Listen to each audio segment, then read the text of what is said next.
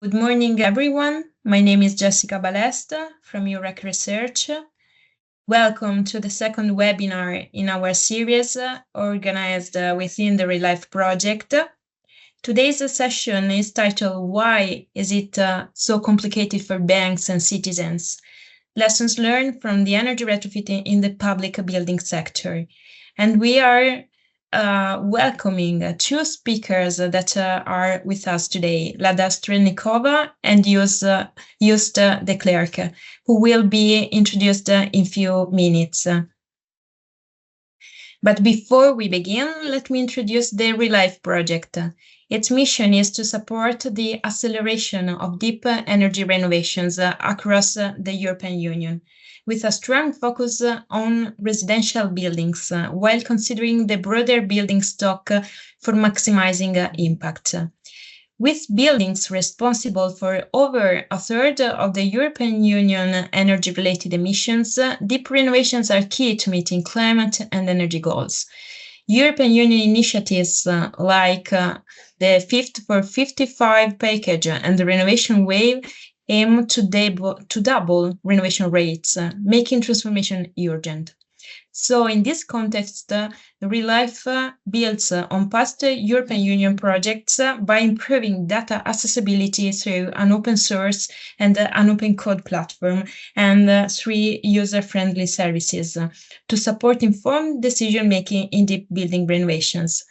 Now, some webinar guidelines.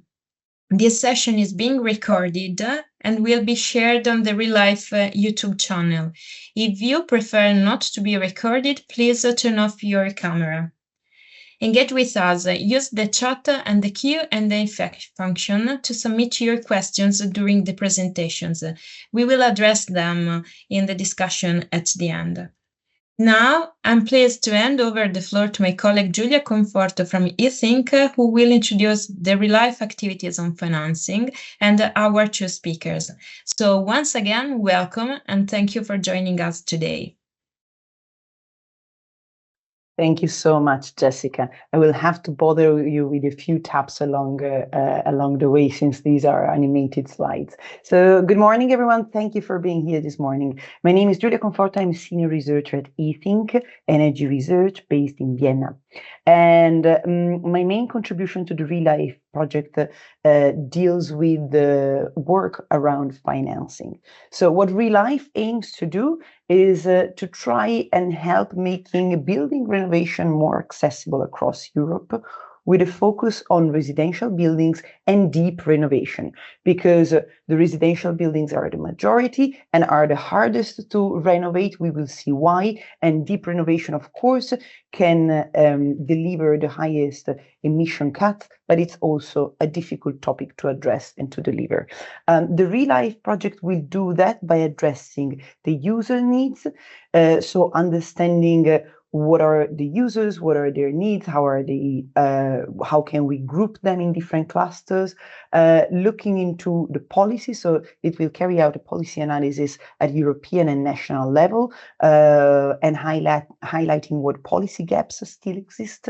Financial barriers, first updating existing databases of funding opportunities, both public subsidies and private schemes or private products, and then developing some guidance on how to use them. And on top of the guidance, the ReLIFE project will gather best practices and will try to support financial institutions, policymakers, and homeowners in unlocking renovation investments. Now, let's come to the purpose of this webinar this morning.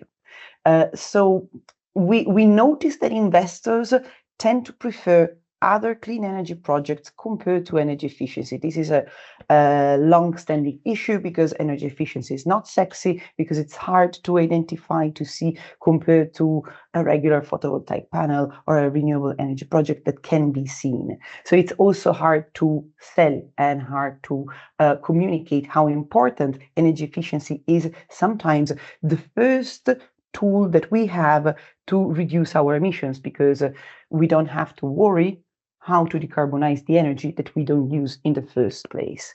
Now, when it comes to financing energy efficiency projects, building retrofitting is not always the first choice, because building retrofitting is technically complex. It's not so comfortable. So looking into investments into building retrofits, we also see a trend that is that they aim mostly at non-residential buildings, so public buildings and commercial buildings. And this is the reason why we have decided to engage these exceptional two speakers today. Sorry, Jessica, can I ask you to please go on? Yes, thank you so much. So these two speakers have two diverse financial backgrounds, and they will try to help us understand what are the barriers into attracting investments for building renovation, especially for deep energy retrofit in the residential sector. Let me introduce you Lada Strelnikova. She's currently the Senior Due Diligence Advisor of QPQ, but she has been for many years the investment manager at EEEF. So her experience is outstanding. And our second speaker is Joost Declerck. He is an energy efficiency promoter at Belfius Bank. Belfius Bank is a commercial bank, and his focus is exactly on how to make interesting energy retrofit investments or energy efficiency investments for a commercial bank. Belfius Bank is based in Belgium, if I'm not mistaken. Lada and Joost, please join the floor. I would like to see you discussing about what are the features of these sectors, what are the main barriers, what is your experience, and how can we build on your experience to produce something valuable in the ReLIFE project concerning financing building retrofit for the residential sector. Over to you. Thank you, Giulia. Thank you, Jessica. So my name is Joost Declerck, and I'm representing Belfius Bank. I would like to say a few words about Belfius Bank and what I'm doing there. We are a Belgian bank. We are a fully state-owned bank, but we are a commercial bank. We are state-owned since the financial crisis in 2011. And we are an all-around bank, so we have several millions of private clients, but we are also very active in SME financing and corporate financing. But what's also specific for Belfius Bank is that we are market leader in the financing of local communities. And we, in the last 15 years, I was busy in Belfius Bank with financing energy projects, of course, photovoltaic projects, but also a lot of energy efficiency projects. We are almost the only bank that's really active in the energy performance contracts.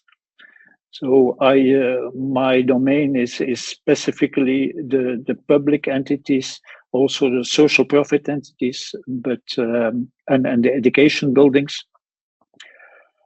And we have done a lot of energy efficiency projects. Maybe what's could be interesting for you is that we have set up together with the European Investment Bank 2 programs. For 5 years, we were able to participate in the ELENA program. Maybe some of you will know, but ELENA are subsidies that are given by the European Commission and are handled by the European Investment Bank to support, in our case, public social profit clients to prepare energy efficiency projects. This help was very useful because, and we will see that later on, there is still a lack of scale. And for a commercial bank to be active in this business, it's rather difficult to rentabilize, to make a profitable business of this energy efficiency financing. So with the help of the European Investment Bank, we could work for 5 years and make a solid entity in the bank to help our clients. We also participated in the private finance for energy efficiency program. This is a program that's more directed towards the SMEs and mid-corps. And there the EIB gave guarantees, a very good guarantee to make it able that we could finance energy efficiency projects. So what Lada and me will do, maybe Lada, maybe you could present yourself first, yeah, and then we will tackle the barriers.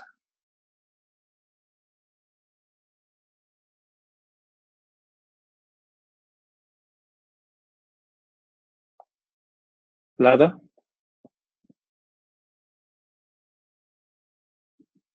Lada, we can't hear you. You are unmuted, but we don't hear your audio. Maybe you can try and use a different microphone.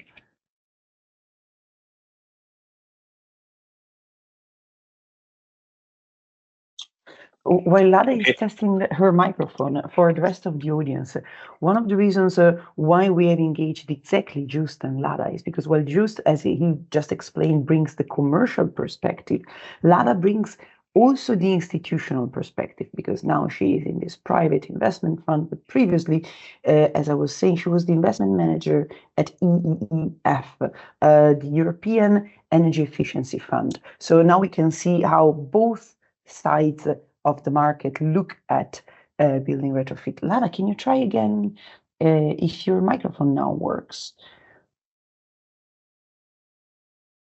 We can't hear you. Let's try again. Apologies for this technical inconvenience. No problem. Meanwhile, I could start already the first barriers and issues. So what we will try to do is give you some experiences that we both had in more public energy efficiency projects, and we will try each time to make the bridge to residential retrofit and maybe a first issue. So I visit a lot of public clients in Belgium, and I each time ask them the question, you know, in 2045, your building has to be carbon neutral. And I ask them, what is your plan? Yeah, that's 20 years from now on. What is your plan to achieve this? What will cost this all? Third question, how you will finance this all? And what I see is that most of the clients say, sorry, I have no plan. They tell me, oh, but Joost, that's not realistic.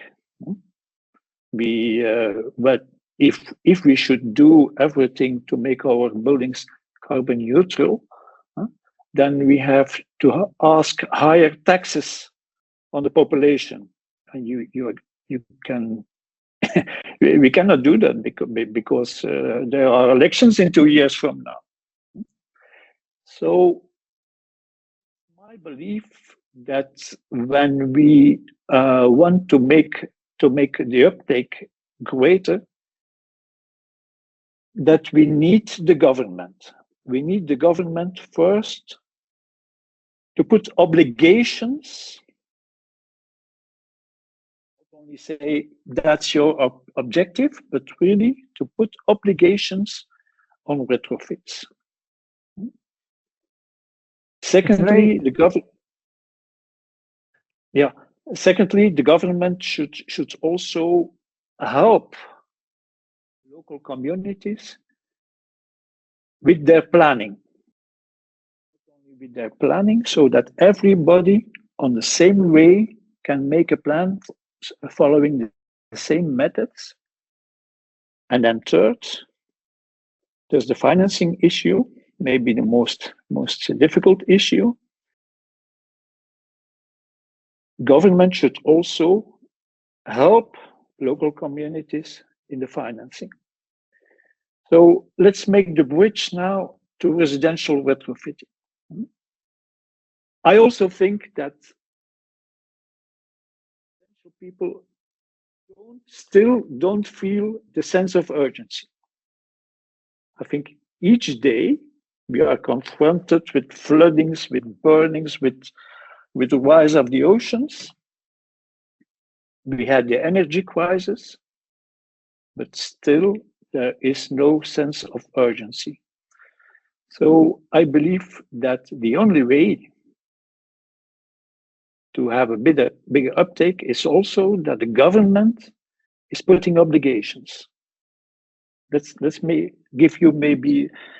We are living in an apartment building at the sea in Belgium, and government obliged us to put insulation in our building under the roof.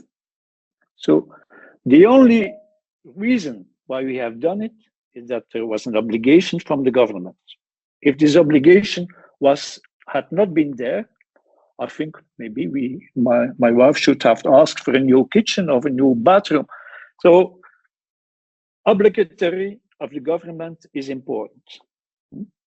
And that's certainly also for the residential business. And what I see is in the last months, we had government was moving into putting obligations also for residential owners. But in the last months, we see that these obligatory things are going down again. And that's maybe something that we see in the whole European Union, following the war in Ukraine and the big debts. The focus on the energy transition and the obligatory things is a little less than before. So that's not a good evolution. Lada, is your micro working?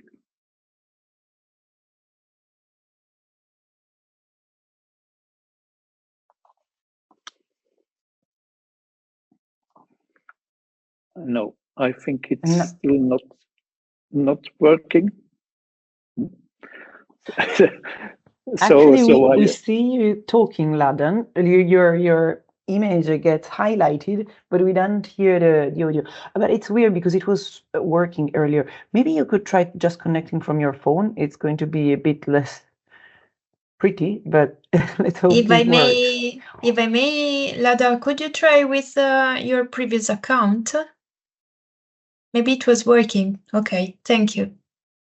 Yes, it's very interesting what you raise as points, because these are the same conclusions we have come to in other projects.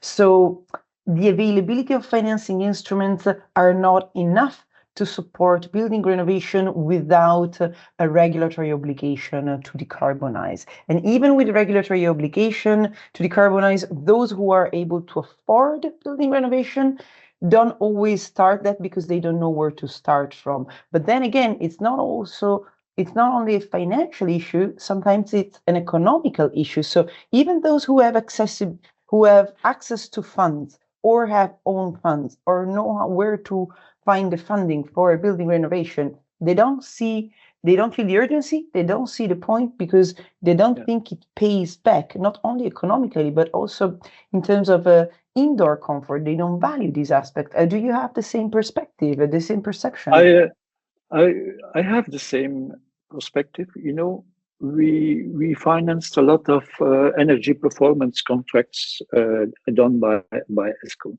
Okay, and the sale team of an energy performance contract was really, the investment will be reimbursed by the economy on your electricity invoice. So it is an investment that will be reimbursed. Okay. I don't believe anymore in this team. That's not correct. We cannot dream the people that when they insulate their homes, when they are putting even solar panels, that the investment will be reimbursed by a lower energy invoice. So what I see now, electricity prices are again down. Let's be happy about that, that we still don't have the prices of the energy crisis. But when we see when residential people are doing insulation and when they are attacking the envelope of their building,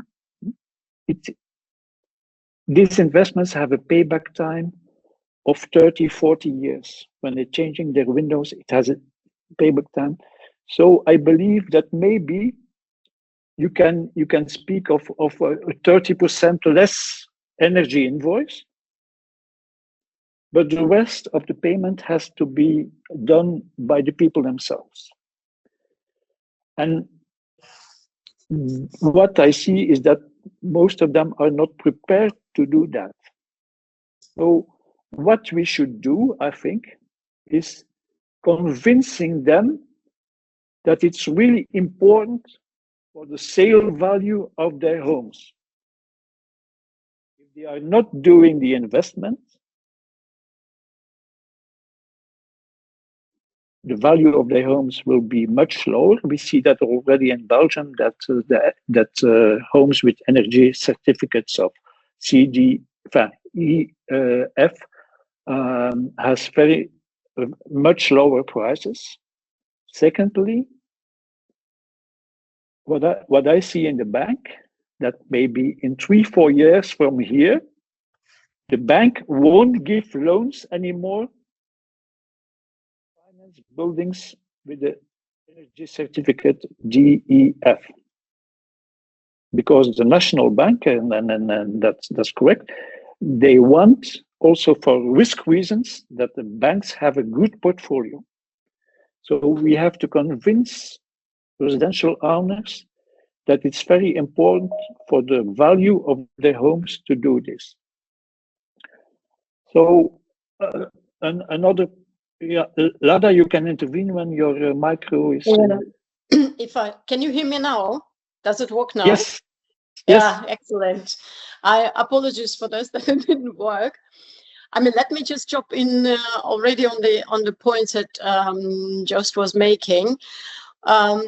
Yes, convincing the people is probably difficult path to go, but we should admit as well there are various instruments, very financial instruments for the single owners to improve their the energy efficiency or energy format of their homes. So we should not like saying there are no financial instruments available, whether there is possibilities to have a direct government support for replacing the heating systems in their homes, or for example, as they are in Germany for the heat pumps, or really applying for the various loans or more that will be available for them to improve the quality of the homes. I mean, what is the other important point was, as you has been mentioned already by Joost, the banks will not be looking at their ability of the single owner differently if they just buy, if they renovate the energy efficiency standards of their home, or if they are building or expanding something in the home which has nothing to do with their improving the quality of the energy quality of their houses. Surely that will make point on increasing the value if you do, but from the credit perspective of the person that takes the loan, doesn't matter whether this loan goes for energy efficiency measures or for expanding your winter garden. So this is one of the elements that the banks will not, and their objective is actually not to change their reviewing or the credibility of their evaluation of their credit history of the clients. This is not going to change, and the banks will stick to their lists, to stick to their evaluation, and this will not change in any kind. So if we say, how do we improve the residential retrofitting in mass, and really that we address this issue not on a single user, but rather on the larger communities where the social housing is. And then we have actually an issue there, because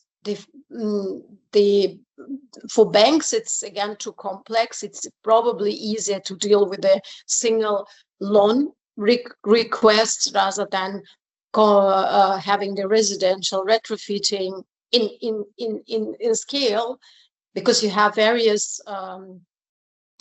users. Let's call them users, and this is not the measures. And then they are not the measures, and if they are single measures per each household, and it becomes more complicated. So if you say, okay, you have a residential building, then upgrade, which will say they will go away from the single gas boilers on in their apartments to the centralized, let's say, house centralized heating system.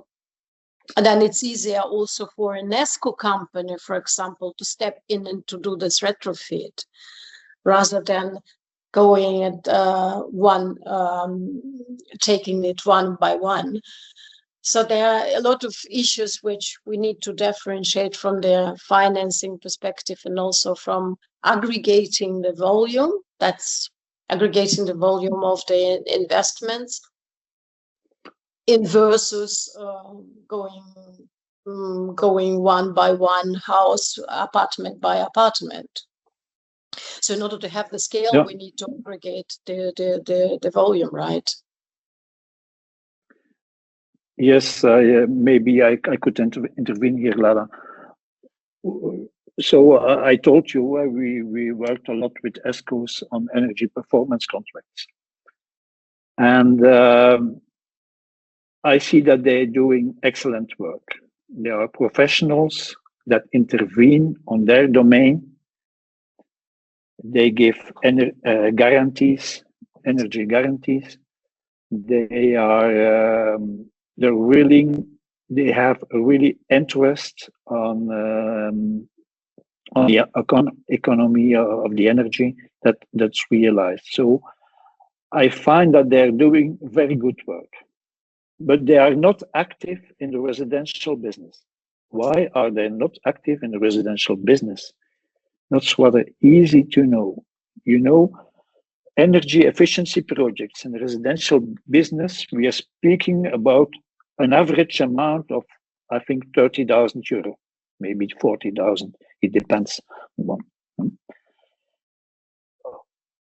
This, in Belgium, no building is the same, almost. We also have, so you have to work specifically for one building, and it asks for a lot of time and a lot of work to do that. So energy ESCOs, they don't have the resources to handle that.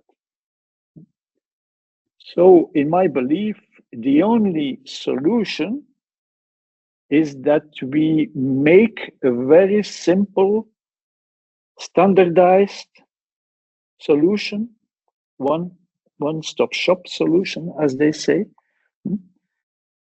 and that we create enough volume so that it's interesting for more ESCOs to come on the market, that it's interesting also for classical construction companies to handle that. How do I see that? And I think that Lada don't very agree with that, but I think that we could create a public-private fund in which also the government is active, but also institutional investors, and that is organizing retrofitting of residential business. They are sending an energy auditor, they are sending an offer. They are sending construction companies to do it, and they also handle the financing when it's necessary, certainly for the people who maybe cannot afford. And then they get, this fund could get from the government guarantees or subsidies to finance this work. So we have to make it, when we want it to work, we have to make it very, very simple, so that a complex project for a residential owner becomes somewhere, a simple project in which he only has to say, okay, go for it. Yeah, but Joost, and the other work will be done. The problem is actually will be then the fund will have the same problem as you have at the bank, because you say we will standardize, we will simplify the through the fund, but we're not simplifying it because you have a single ownership, which is which you need to track all the payments at the end. If you say we'll have it partly from their government guarantees and then partly will be paid from the energy savings, then you have to track the payments from the single owners, because there's no community which will take the responsibility, collect the payments and transfer it, whether it's to the bank or to the fund. So this is the problem that we have realized with the residential retrofitting, because you need some kind of aggregator, and you are not, as a financier, you deal with the single owners.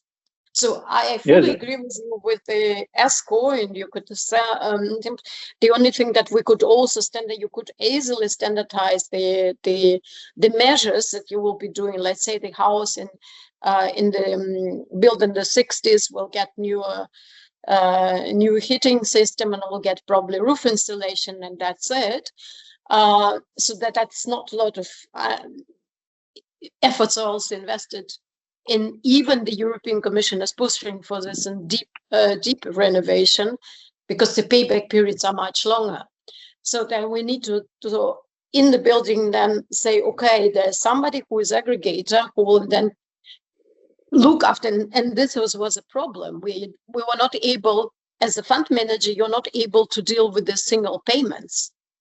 Because you need to track all the payments, and nobody says, okay, I will stand for the social housing, and for the social housing, it's probably a bit easier. Even we have not been managed to, while I was managing European Energy Efficiency Fund, and it was one of our areas that were looked at, and we're not able to aggregate the payments and to have some social housing. I see in the market that to aggregate the payments, there are also solutions.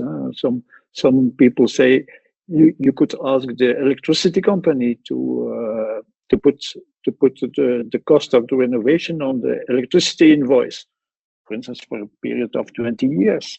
And in some other countries, they try to work with the fiscal, the state that put it on the invoice of what you have to pay on the taxes. So that's true, but it's not necessary that the fund is normally people pay their taxes, and normally people pay their electricity invoices. So I think that you could have solutions also for aggregating the payments. But I'm also looking, I think that in Belgium, certainly 60 or 70% of the population can afford energy efficiency investments, but they are not doing it. So you have to make it also simple for them. Also for them, it's complex to handle this. They don't have an idea what it will cost. They don't have an idea what the benefits of it will be, how the energy invoices will be lower. They don't have an idea what will be the impact on the value of their home. So we really have to make it much simpler than now. and that combined with obligations of the government, I think. Yeah, and Lada, what we also see, and there you have a clear view, I think, we see that the energy market. From How to Livable. Today we're in a member of a group. Sandra, excuse me, could you please mute your microphone? Thank you so much. Please, Lada, yes, please go on. Yeah, but what we also see is that the energy market is very complex. Maybe we could speak a little bit about that, Lana, no? Yeah, I mean, we know that the issue for the, I mean, going back to what you have mentioned, that the people find it difficult and they don't understand what exactly they do, what they should do in their house. And I think one of this, always the cost. Cost plays a lot of course. Why should I now, when the gas prices are lower, why should I switch now to the heat pump when the electricity price is extremely volatile, and when it goes, and also on an expectation that the prices might go up as well. So of course, if I mean, if the European Union is discussing about introducing CO2 tax on their fossil-driven fuel heating system, then it will probably change again. But that is one interesting aspect which is not considered as well. If we use the electricity, and the electricity is still produced with coal or driven by coal price or even by gas prices in the case of the merit order that we have, especially in Germany and in Italy, and then actually the CO2 should have tax applied there as well. So I definitely agree with it. It's extremely complex for the people to understand.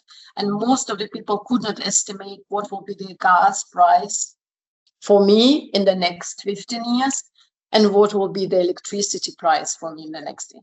And definitely electrification for the households is the way to go. We definitely, but in order to get this process, to realize this, that's what we have discussed, this social economic factor, I mean, mainly social, then changing the mentality or giving the people some more guidance how to deal with all these changes and how to deal with the energy market complexity. I think this is also one of the challenges and barriers that we need to overcome. And then that's a very difficult one. The energy market is really very, very complex. So I mean it daily, but I have to admit that it's very difficult for me also to understand. We are talking about dynamic price contracts. We are talking about negative prices for photovoltaic production. We are talking about very volatile electricity prices. We are talking, for instance, in Belgium, the gas price the gas price is very low. So there are a lot of taxes on electricity. There are almost no taxes on gas. So it's clear that people don't have interest to change to a heat pump, because then they have to pay more taxes on the electricity, and the gas is very low. So that's all very difficult. You have to explain a little bit flexibility to a residential client. That's very complex. I think that's very complex. We have to convince residential owners that they have to manage a sort of energy management system in their home. That they have to use electricity when electricity is cheap. So this is all so complex, and energy producers don't always help to make it less complex. But I mean, you have also the issue what we have. I mean, if you have live in a multi-story building, that's one issue. But if you live on the countryside or whatever, you live in the house, then the issue becomes more easier to understand that you actually could reduce your electricity bill when you have the solar panels installation on your roof. So if you have a single house, so and I think the complexity comes especially in the multi-story buildings, because there you are depending on the decision of all the owners in the house, plus the infrastructure that you have around, let's say, around your house. So why should in a multi-story building somewhere in the middle of Brussels in the old city, and how they should have, do they have the space to have large installation of space to install the heat pump? And instead of we say, okay, but there is also a possibility to be connected to the district heating network, which will be much more efficient for them and also lower in price. So I think the residents in the multi-story buildings and urban areas face absolutely different problems than the ones who are living in their single homes and operate and could operate, manage their systems themselves. And I mean, I have a very good interaction with the single owners, and most of them have heat pump, most of them have solar installation on their houses. But if you look at the multi-story owners, then it becomes difficult, and I understand why. We all understand why. Yeah, that's correct. That's a very difficult one, and because the decision process is very difficult. Not only that, you also have the problem or the issue that a lot of the owners don't live in the apartment buildings, so they are renting it out, and then they ask themselves, why I have to invest to give a lower electricity invoice to my to my people? So that's an issue that's not easy to solve.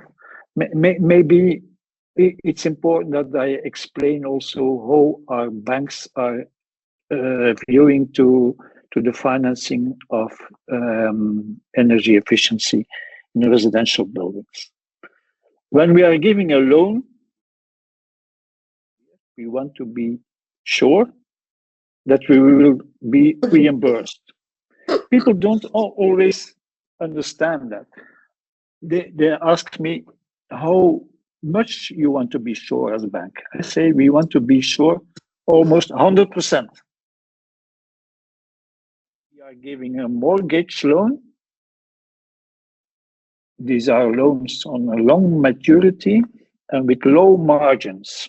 Maybe the margin is 30, 40 basis points.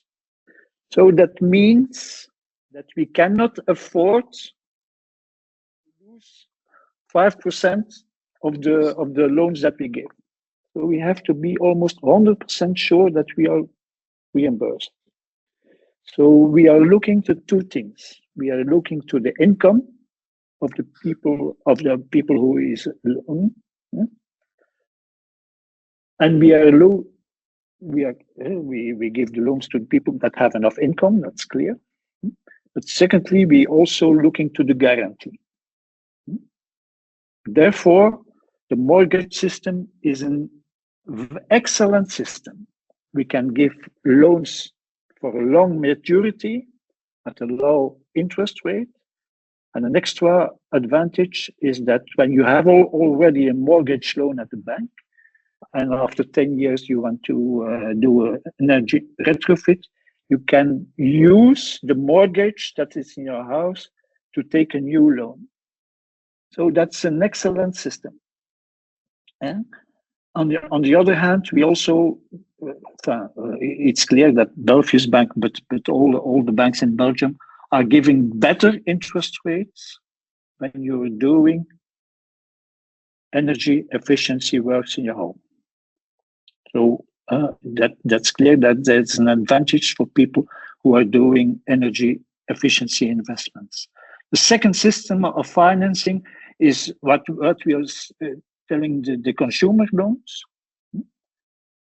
these are loans where we don't have a guarantee, and the only guarantee is the income of the loan.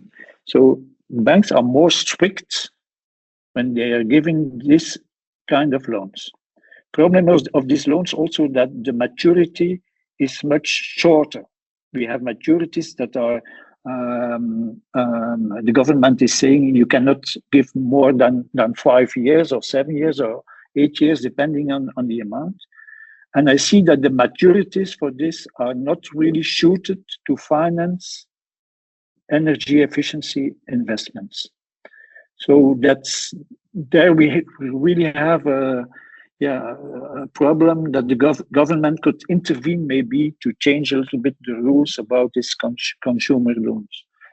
So what's important for me is that the banks always will need so that they will be reimbursed.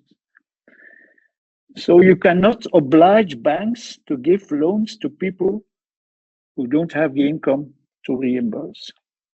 You cannot impose banks to give loans when there's not a guarantee behind. So we don't have to dream that the banks will give a good solution for this residential retrofitting. We have good solutions, and you have to find a solution for the people who cannot afford. And there, the only way, the banks cannot find a solution for that. The only way to find a solution is that the government will intervene with guarantees or subsidies. So that's a little bit my view about the bank. So I'm really convinced that financing is only, it's an issue. I don't say it's not an issue, but it's only a small issue compared to the other barriers that we have in residential retrofitting. And nevertheless, I am a little bit frustrated because it's already 10 years that we say in Belgium we have to find a solution for more uptake in the residential energy efficiency business. And it's very important, as Jessica said in the beginning, that we find this uptake. But there have been a lot of committees to think about that, and working groups, and also Horizon 2020 projects, and still we don't have a solution for that. So I dream sometimes maybe you have to put 10, 15 people in a castle for 14 days, and they cannot come out of this castle because before they have found a solution. So for this, because we think that I think that we know what are the issues, we know what are the barriers, and there are solutions in my view, but nobody is able to find it. It's complex, but nobody is able to put on the table the good solution. So that's very interesting, Joost, because we have seen that with several aspects of the energy transition. What we really need are usually political choices that are unpopular, and so it's hard to see governments take them against their own political interest. Lada, could you please give us your view from the other perspective? So the investment fund where you are now, the consulting part, and the institutional side. So for instance, you told us in a previous meeting that the European Energy Efficiency Fund didn't have in its mandate to focus on the building retrofit of the residential sector. And you just explained to us that one of the issues was the fragmentation of the investment and how difficult it was to cluster repayments. But can you tell us more? So the EEF, when you were managing their investments, what kind of investments did you prefer? Why? I mean, the mandate was there, and we were looking at this investment. So this is not like this. It has been residential, upgrade of residential, mainly social housing was on the agenda. So then the only one project that we have done was in Scotland.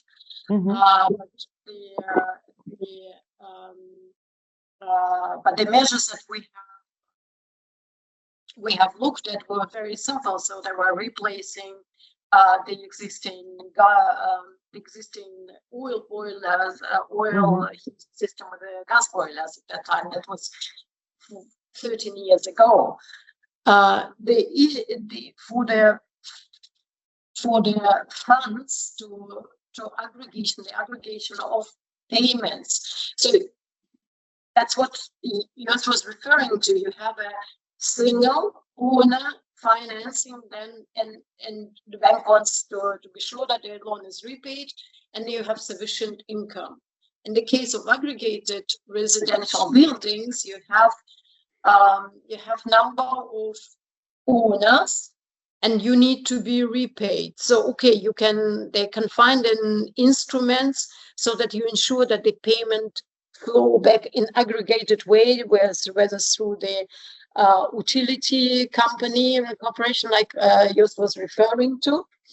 But we were not looking at these possibilities. So we were focused on saying, okay, how do we help the community? And it was not in the mandate of us to develop new repayment instruments, let's say, so that you get sure that the payments are flowing back and you are repaid the fund. So the main fund has the same issues as a bank in respect to repayment. So the only difference to what Joost was saying, the bank will probably not take only income in consideration and has a mortgage on and has a security over the mortgage over the property. But we, at the same time, we were looking also at energy efficiency savings. So because this is like an additional income to ensure that this energy efficiency savings are also repaying the investments that you have done. So this is the element which you consider, but how you want to control the energy efficiency savings in the multi-story residential building.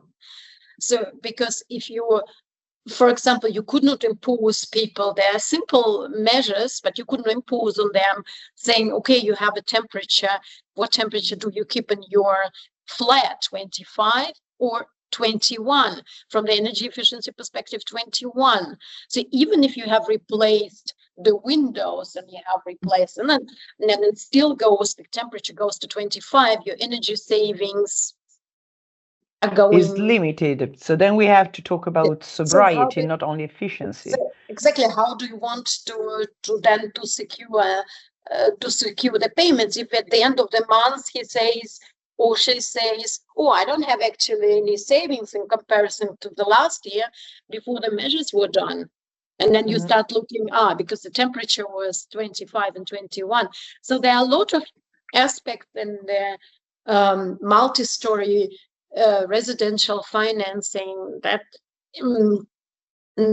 has been also difficult for the investment funds to manage. I mean, there have been, I think, initiative in Latvia where they have been trying to renovate multi-story buildings. I'm not quite sure how Nicolas, I don't know whether you know him. He was, Joost, you probably know him, and Nicolas Steinhoff. They were trying to renovate the Latvia, I think it was Latvian multi-story buildings. And it was also, they started this initiative 15 years ago. And this remains an issue which I agree with you. I don't know how, whether if we really put somebody for 3 years and for 3 days somewhere in the castle and say you need to come with the solution, because everybody needs securities, whether it's bank or the investment fund, everybody wants securities to be repaid. And then you have this repayment mechanism. And and your mandate, and then energy efficiency mandate was to finance the project. And of course, you then say you are better, have better results if you finance the streetlights upgrades than an energy efficiency, because there's still a lot of work to do there and to save the energy bills of the communities for the electricity usage for the street lighting. Yeah, absolutely. And we are aware of all these issues, the rebound effect, as you were mentioning, the split incentives, as Joost was mentioning. I would have a question for both of you, Lada and Joost. So ReLIFE is building on previous research projects. We are gathering existing data sets at EU level, aggregated and at building level, on the building stock, on the heat density demand, cold density demand, on available interventions for building retrofit, their average costs. We're considering among the other services that are provided on the platform, either providing an indication on the effect of the value of the property, so if it could decrease if no retrofit is done, or if it could increase if a retrofit is done, and how does the economics of the how do the economics of this retrofit look like, so how much it could cost and how much you would get back in terms of value. But considering that we're doing all this work, could you give us your recommendation, what you think that could be very useful because we know that one of the advantages of the platform that we will develop and its services will be increasing awareness and accessibility to this kind of data for homeowners. So this can help them not really motivate, but access the information they could look for once they are already motivated. But when we're looking at the financial sector, at the banking sector, do you ever face a lack of data? Is data what can change or inform new investments? I mean, what is helpful, what you need to differentiate, Giulia, definitely is between multi-story building settings and single houses. Yeah. Because this is we talk really about different measures and different approaches. There will be different measures in terms. So and I think you need to focus on multi-story buildings, so it will apply rather in urban areas. And then when you have, of course, an information on the heating, on their installation that the multi-story building has, then it helps a lot. I mean, the deep retrofit where European Commission wants to put the focus on, also for your project, deep retrofit is, but this is my personal opinion, is a very strong measure, and most of the people or most of the communities will not go for this. Plus, the payback periods are very long. So the savings from the deep retrofit are not as high as, for example, if you replace the heating systems in terms of CO2. I mean, we need to see that the CO2 of the building is the decisive factor for your work. So you mean the abatement cost? The CO2 emissions of the building.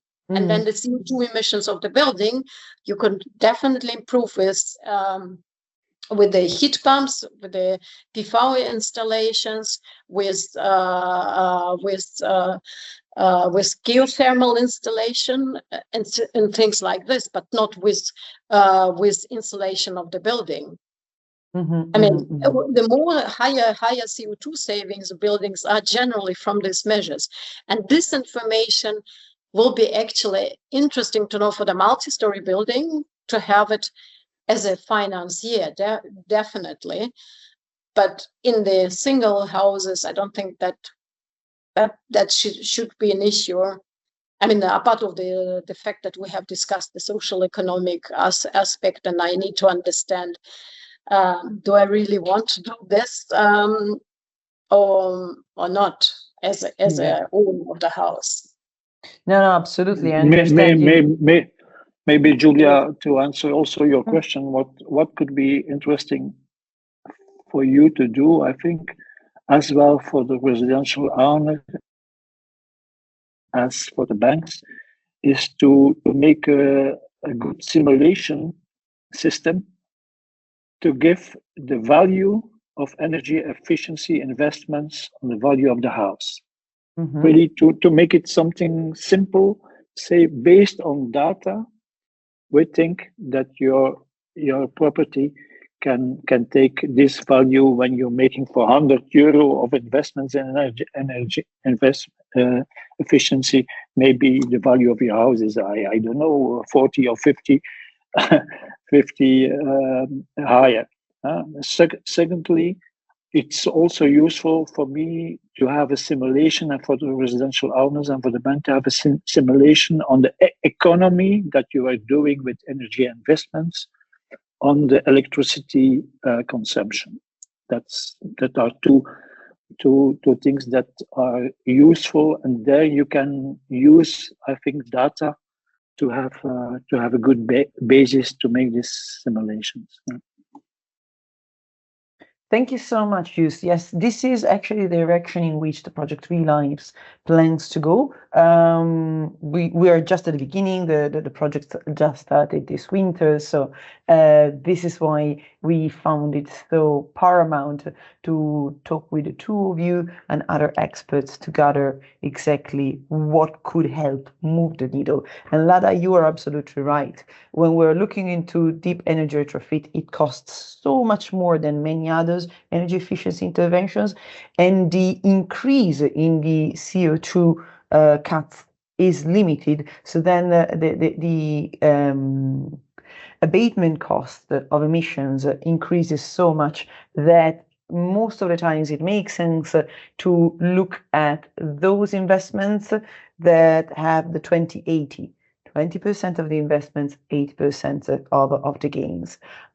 We have a question in the chat on innovative financial instruments. There are diverse and emerging innovative financial instruments, such as crowdfunding. What can be the role of these instruments in empowering people to retrofit? Actually, yes, we had in literature, we see there are a lot of innovative financing instruments. PACE, green leasings, energy performance contracting, energy service agreements, crowdfunding, on-bill financing. There are a lot of instruments, but they're not very common. What is your take on their potential to attract investments and empower homeowners? Well, on crowd lending, I can be very, very short. People that are giving crowd lending, I don't believe in crowdfunding for energy efficiency financing, but you have crowd lending. What the people that gives we have in Belgium, for instance, energy cooperative companies, and they are working with the money of their members, and they expect a profit of almost 5-6%. So the expectations of profits are much higher than what the banks are asking in interest rates. So I don't believe in this. And crowd lending, for instance, can be useful. We have in Belgium, we will have new offshore wind projects. There it can be useful. There you can go to the citizen and then ask them, are you prepared to finance? But not for energy efficiency in residential homes. As I've said, I believe that a sort of ESCO model could work in residential retrofitting. I believe that, but I'm also aware that imagine that we could convince 50% of residential owners to do the retrofit. I fear that in Belgium, we don't have the resources, nor in the ESCOs, neither in the construction companies, neither in the consulting companies, them who do the energy audit, to do the work. So we are saying, yeah, we have to convince all the people, but maybe, and I think that banks can finance it, but I'm not sure that we have enough resources to do massive investments in energy efficiency. I have another question for the two of you. So far, in your experience, what has been the intervention or the instrument that you have seen really change the pace in building retrofit?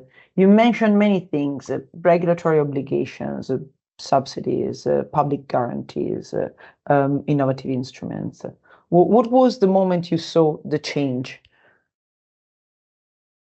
I think, I mean, that's not a change. I think it's mainly in the in the political situation where you saw the change, at least in some countries like Germany and Italy, which were depending on Italy, on the Russian gas before the war. So the people rushed when the war came and the price exploded. They were running to do the heat pump installations. I think that was the drive for the ones who were able actually to manage it financially, right? So we're not talking about the ones who are, and I think this is moved this political aspect that say, oh, we don't want to be dependent on Russian gas, and plus the prices went up and then went down again. So, and the price of electricity was probably much higher. What at some point of times, if you don't have the solar installations your own, then the gas. So it is the question that we have discussed on the volatility of prices. But I think that was the moment where the people were rushing into electrifying their homes, and especially in the countries where the electrification is not so high. I mean, Germany and Italy, for example. Yep. I am convinced that the most effective measure is that the government obliges things. And it's easy to say, and it's very difficult for political people to do that, because there are elections in 1 or 2 or 3 years. And then, and if you oblige something, you also have to be sure that people could afford, that people could finance. But that's the most effective measure, I think, to obtain something. Yeah. Thank And you that so can much. be obligations on a long term. It don't has to be obligation to say you have to renew your windows next year, but maybe we could have a plan on a long term with obligations to arrive at the objectives that we want to achieve. Thank you so much, Joost and Lada, for all your insights. I don't see other questions in the chat. Let's see if there is any brave participant. Otherwise, I would then hand over to Jessica, since we are aiming towards the end of the webinar. And I know, Jessica, you would like to have a concluding word also on the upcoming webinar. Yes, thank you, Giulia, and thank you, Joost and Lada, for this inspiring conversation. We will have the third webinar of the ReLIFE project, in which we will have the opportunity to learn and to see from 2 different digital platform experiences. So there will be Alpine Vision and ZeroMe, that are 2 small enterprises that work with these digital platforms, and we will learn on how they are supporting deep transition in the residential sector. I wouldn't add anything else. Thank you very much to be here, to participate in at this event, and thank you very much to Joost and Lada that support us in understanding better what we need to do in our ReLIFE project. Well, with this, thank you everyone, and enjoy the rest of your day. Thank you. Thank you.